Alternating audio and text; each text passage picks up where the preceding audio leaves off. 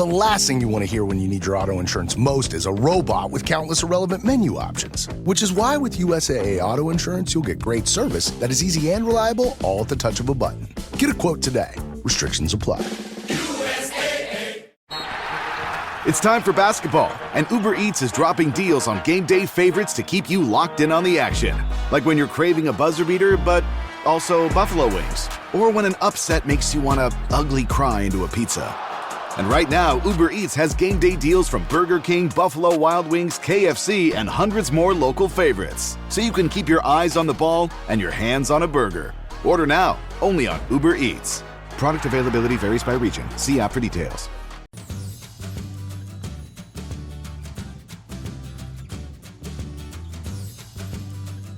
Parenthood can be hit with so much judgment, comparison, and discrimination. This week's guest is here to lift the lid on exactly this.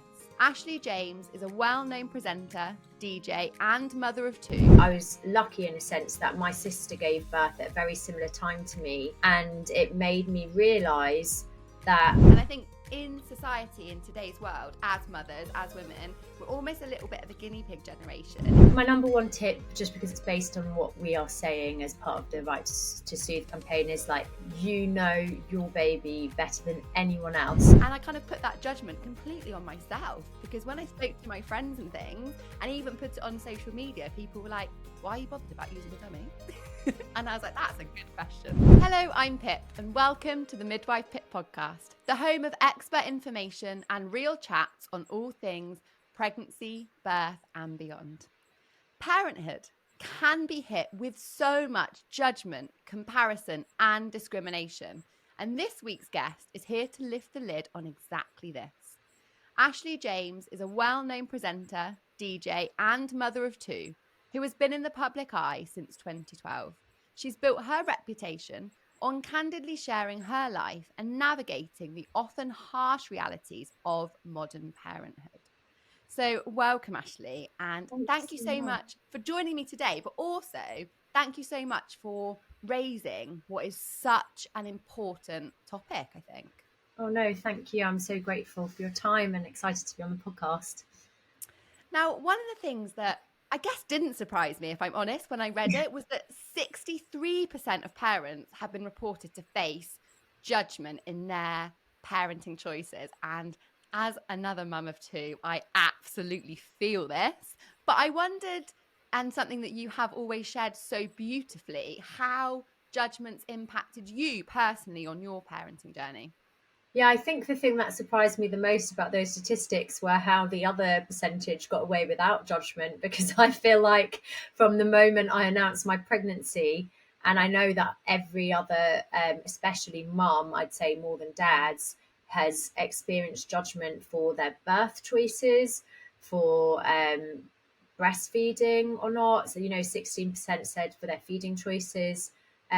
What I thought was really sad was 17% had faced judgment for their baby's behaviour in public. And a baby can't be good or bad behaved. A baby can only sleep or communicate through their only way of communicating that something is wrong.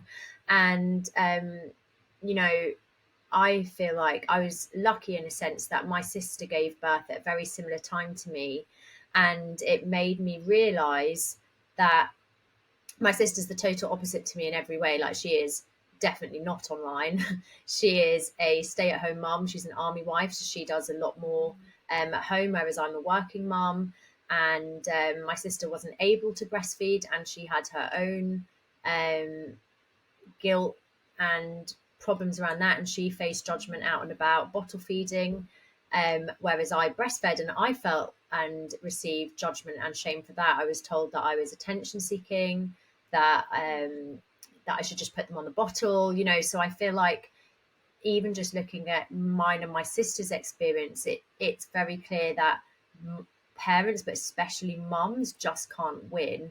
And that's really why I wanted to kind of spread the word about this amazing campaign that MAM are doing, which is called Right to Soothe. So, this research is from them, like showing the judgment, but specifically in terms of dummies, it said that over a quarter of parents admitted taking a dummy away from their baby because of the backlash. And I experienced this with Alfie, where, you know, my firstborn was 4 now, but when he was about 4 months old, we were still in lockdown. I was breastfeeding, and, you know, I was really proud of my breastfeeding journey, but I also couldn't get him on a bottle, and I was feeling really touched out. I was being woken up every hour of the night. I couldn't really go anywhere, and he was using me not only for food but also basically as a human dummy. And I gave him a dummy and I put it online, and there was so much judgment and also like misinformation. You know, you're told that you're going to ruin their teeth and all of the other things. And this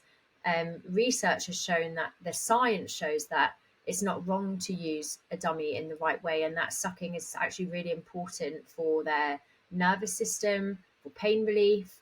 And I think one of the things and one of the reasons that I feel so committed to talking about the struggles of motherhood, be that attempting to do the juggle, the cost of childcare, the judgment, the postnatal recovery, and, you know, as taboo as it is to talk about all of that, it's because I really, really want to speak to new mums and say, trust your instinct and don't let criticism or unwanted advice affect how you parent your child, because nobody knows your child better than you. And what worked for my son didn't work for my daughter, and what worked for me didn't work for my sister. And also, we're not the same people. We have different circumstances and strengths and weaknesses and abilities. You know, I was much better at like surviving on less sleep than my sister was, and, you know, we all do what we can. We're not living in a utopian world, and we have to do what works for us. And sometimes it's a balance between what's right for you and what's right for the child. And please don't let judgment, especially from strangers, because another part of Mam's research shows that 36% of the criticism comes from strangers. And whether it's your in-laws or friends or especially strangers, they do not know your baby as well as you. Such a powerful message. One of the things that I often use in my own parenting journey, but also say to other mums, is what would you do if nobody else ever knew? And I think that's quite powerful, because I remember the dummy thing. Oh my goodness. So my first son's 3, and there was just never a place for a dummy. So we just never needed one.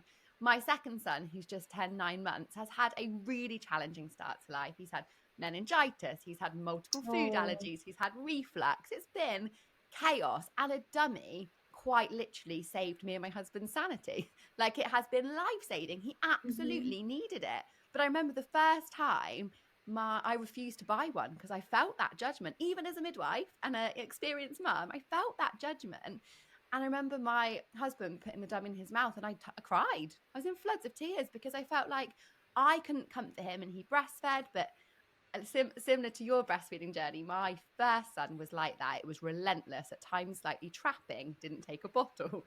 My second was so uncomfortable because he had so much bodywork issues being in a breastfeeding position that I couldn't comfort him with breastfeeding. So the dummy kind of was that comfort that he desperately needed. But then as a mum, I felt this awful guilt that I couldn't provide that to him. And I kind of put that judgment completely on myself, because when I spoke to my friends and things, and even put it on social media, people were like, why are you bothered about using a dummy? And I was like, that's a good question. Why am I bothered about it? It works. So great. My brand new book, Midwife Pip's Guide to a Positive Birth, is now available. So much more than a book. This is a guide that allows me to hold your hand through your birth preparation journey. With over a decade of experience and knowledge packed in to ensure you really are empowered in the way you deserve to achieve a positive birth, regardless of the twists and turns that crop up. Make sure that you get your hands on Midwife Pip's Guide to a Positive Birth book now, and are empowered to have the birth experience that you deserve.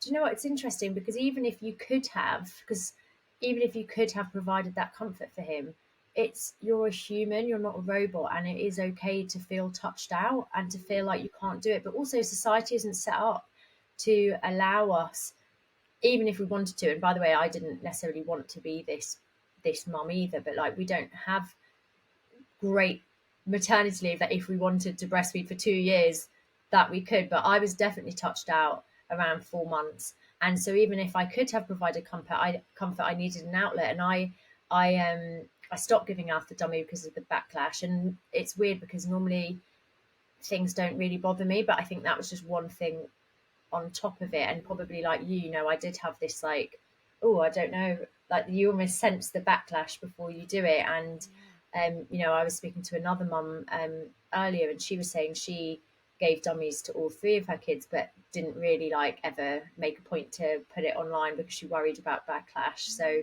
it is interesting, isn't it, that in a time that we should be being empowered and supported, we're feeling like we have to hide bits of our journeys. And isn't it mad that we're kind of like all feeling the same? We're all trying to hide the same stuff. And actually, if we were all just maybe a little bit more open and honest about the challenges, the way that we were feeling, we'd recognise that there's massive solidarity in the fact that often we are feeling the exact same way as mums. Yeah, and I think, I always take it back to me and my sister because we are people that did it very opposite and both really supported each other and both recognised that there were like struggles to both things. My sister really struggled with not being able to breastfeed. She was shamed for bottle feeding, but then I felt envious of her that she got to kind of take turns more or get to have her life back in the sense of going out for dinners or whatever, where I felt like I was kind of in that kind of newborn relentlessness at a time where people's patience ran out with it and people were like, well, why don't you just give them the bottle? So my sister was being shamed for giving the bottle, but I was being shamed for breastfeeding. And we can't win. I think it's that thing of like, you cannot win, which is also why I so wanted to get behind this campaign to speak up for mums. Another example is like how I chose to give birth. I had a really terrible vaginal birth with my first, and I had a C-section. The amount of noise around C-sections, and it's like really, it's each to their own, but that allowed me to have a really positive birth and a faster recovery, which obviously is kind of the opposite of the kind of the myths that you're told, and everyone will be different. You could speak to people who had great experiences and bad experiences on both. So it really is trusting your gut and your instinct and taking all the like information out there and deciding what's best for you. And I do think it's a balance between what's right for baby and what's right for you. In those two things, it can be a bit of a juggle because we need sleep and we're not robots, and we also are all parenting in a system that doesn't really support it. Definitely. And there's just no right way to do any of it, is there? There is just no perfect way, and we don't need to be perfect. There is a right way. Go on, tell me. Be a dad and change your nappy. Oh yeah, I love that. I love that. I love that. I can't believe he changes a nappy. Oh my God, you're so lucky. Is he hands-on? Oh, that's amazing. I feel like that is the only right way to parent. It's nuts, isn't it? Be a hands-on dad. The amount of times that, my husband will take my son. In fact, he took him to rugby tots the other week, and everyone was like, oh my gosh, like he's so incredible that he takes him to rugby. And I'm like, I take him everywhere every day of the week, and no one's telling me I'm amazing. I always say to Tommy, when I would take Alfie out in the push chair, there'd be like tutting and like, always in the way. Whereas like Tommy would take the pram out and it would be like the sea with Moses, like people like fanning him, feeding him grapes, being like, oh wow, what a good dad. And he would go to the playground and everyone would applaud his presence, whereas I would go to the playground and people would be judging my interactions. And I think that is for me what motivates me to empower mums, to like not judge, because it is really easy to judge because it's such an emotive process of like learning what works for us that of course it's easy to project that onto others, but we really have to hold space and remember that we are all so unique, and what works for me doesn't work for my sister and might not work for someone else because our babies are different and our circumstances are different, our finances are different, our support networks are different, and like it's such a unique combination, isn't it? We're just hitting pause for a moment whilst I share something new and exciting with you. Have you ever wondered what's normal and what's not when it comes to your baby's poo? The colour, texture and frequency of your baby's poo can provide valuable insight into their health and development. It can also help you determine when to seek advice from a healthcare professional. Apta Club's new AI poo tool makes it easy to understand what your baby's poo might indicate. You can even upload a photo and the tool will analyse it to provide helpful information. You can check it out now at aptaclub.co.uk/baby/baby tools/poo tracker.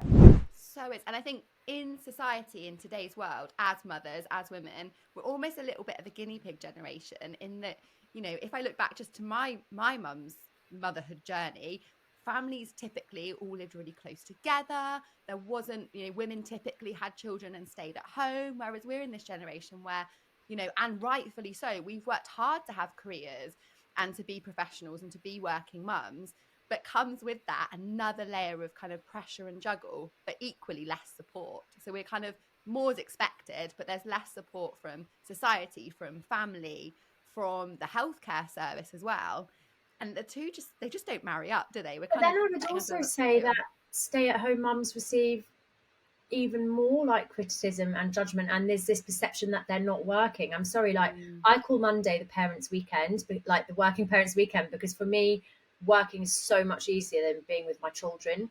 And so the fact that we consider stay-at-home mums to not be working, like, I mean, I think it's the hardest job in the world, really. And, you know, why don't we value motherhood? And why is it that school times are still the same as, you know, school times and work times don't marry up? And therefore, of course, we're all struggling. Of course, we're all juggling because we're all trying to do the impossible every single day. And as you said, like, we're at work now and a lot of people don't get flexible working. So how are you meant to do the two, especially if you don't have like support systems in place? Yeah, it doesn't work, does it? Like the two things just don't kind of align. It's really, really difficult space, I think, for mums of today's generation, which is why these campaigns, which is why someone like you speaking out is so important, because we don't want our children ultimately to grow up in a society where there is this kind of level of judgment. Actually, I could talk about this all day, but could you just finish us off with 3 top tips that you'd like to share with any new or expectant parents listening to us? I think my number one tip, just because it's based on what we are saying as part of the Right to Soothe campaign, is like, you know your baby better than anyone else. So please, like, trust your instinct, do what's best for you, and speak up. Like, have boundaries if someone is crossing those boundaries, because it might be that it's well intentioned and you can be really polite about it. Like, I know that you're trying to be helpful and I appreciate that work for you, but it actually causes me a lot of anxiety when you're telling me this. It's not helpful to me, but I know that if I need anything, I can come to you. The second thing I would say is, if you're feeling lost and you're feeling, you know, like you've lost yourself, just know that you will find yourself again, and it's a journey. And of course you can't feel whole when you're half of someone else, you know, like you're not sleeping, you're giving everything to this little person and it's taking over your life. And I think there's an expectation to kind of have other things to talk about or to get back to normal, and it's okay. And for some people they might feel back to normal in 6 weeks, but for me it was like 2 years. So like, please be patient with yourself and know, you know, I always talk about the flamingos losing their pink when they have children, but you will find your pink again. And the third thing I'd say is, like, remember, in terms of like criticism and judgment and information that you take on online, remember that you can control your feed. So whether it's an influencer or a celebrity or a friend or whoever it might be, if they're making you feel like you're doing something wrong or they're making you judge yourself, remember there are mute buttons, there are block buttons, and you can also control who you follow. And like, for me personally, it's following people that are really honest about all the different challenges, and whether that's challenges of postpartum recovery, whether that's, you know, seeing people use dummies or seeing people like own all of their choices. I take inspiration in so many different ways, and remember that you are in control of your feed. I love that. So powerful. Ashley, thank you so much for all the work that you're doing. And I hope that if you are listening as a new or expectant parent, what you take away from this chat is that you're on your own journey, and please do not feel that need to suffer that comparison that so many of us have. Thank you so much.